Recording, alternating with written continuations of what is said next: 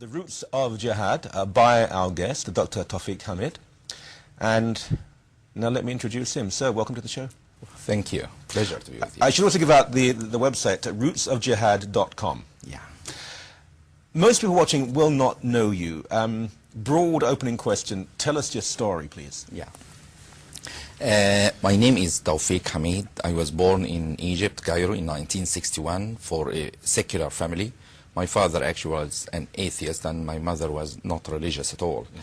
Around the age of 16, I started to think about the concept of creator and God, and this was through my study for the DNA molecule in biology. So I started to think about the creation and these things, and when I joined the medical school later on, I became really religiously motivated to serve God. This was like a purpose that at that time for me. And I was attracted to the Jama'ah Islamiyya, which was a terrorist Islamic organization as classified now, but it was legal back then in the medical school. In this Jama'ah Islamiyya, I started to learn more about the details of the Islamic teaching, which was called Salafi Islam. That's a sort of Islam that they promote. And I met there with Dr. Ayman al-Zawahri, who became second in command of Al-Qaeda later on. He was older than me, but he was my mentor, like teacher for all of us. He teaches us about Islam and such things. This is the person we know of who's... Yeah, of course, who became second commander. And honestly, within few months period of following this sort of teaching, I changed it totally from an innocent person to someone who is ready to kill. To die for Allah, to kill others, to do crimes. I started to think in taking the theoretical violent teaching into practice. And then just I felt I can't continue in this anymore. And I started... How long were you with this group? Just 8 months, but they were more than enough. In Cairo? Or yes, in Cairo. In the medical school. They started by a small room in the medical school. The school allowed them to pray there, and it grew into a mosque, and it later on there was a library, and then they started to even intervene with our freedom inside the medical school itself. And how many people, how many members? You can say around at least 5% of the medical school were there, so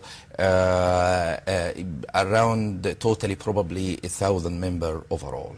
1,000 people? Or, yeah, around this number. Being trained by the man who became the number 2 in Al-Qaeda? Yeah, yeah. But why though would people, you would assume that those with the medical knowledge and the medical aspiration would question fundamentalism and not be natural candidates for violent religious revolution? That's a very good question, and the answer is simply that our way of education is generally does not encourage critical thinking. It's sort of rote learning. So this is one factor that made us unable to probably to critique what we learned. So this was a factor that you can say, if you are a doctor or engineer or whatever, but it's okay, but if you don't have critical thinking, you could be brainwashed. And also being in the medical school, we used to see what we consider the beauty of the Creator, the power of God in the medical things, in the genetics, in biochemistry, and also the dissection room itself. We see the dead bodies. So these Islamic fundamentalists used to tell us this is how you will be one day, and the day of judgment is coming, and you will be tortured when you die. And they use this sort of fear, they created fear into our hearts, and they used it as energy to direct us toward this sort of violent teaching. I assume, though, that most of the people there, by the nature of being medical students, were middle class in background. These are not people from impoverished areas. Absolutely not. So this wasn't out of poverty or desperation? Absolutely not. And it's actually catastrophic to assume other causes for this problem other than the teaching itself. The Salafi teaching itself, because if it was poverty or lack of education or such things, it would have affected all people in the society, either Muslims or Christians, to the same degree. So we would have expected to see some suicide bombers in Egypt or in other countries who are Christian, but this never happened. It's always Muslim. So obviously it's not the circumstances, If it is circumstances, it should affect Muslims and the Christians as well. But when it is only in certain sect, you should think deeply that there is something wrong with this sort of teaching.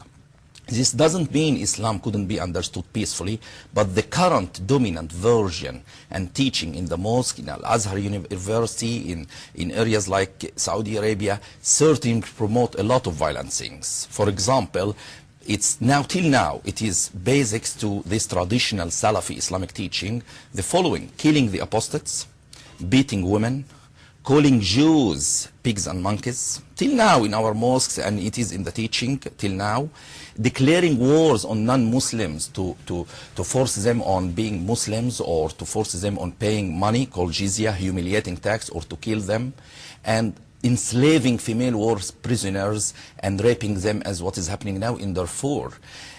So this sort of teaching is till now fundamental. Till now in Saudi Arabia, the rule is to kill the apostate. In Iran, they kill gays. So if you think there is certainly some element of violence within this teaching, and if this does not change, it will bring a catastrophe for all our world.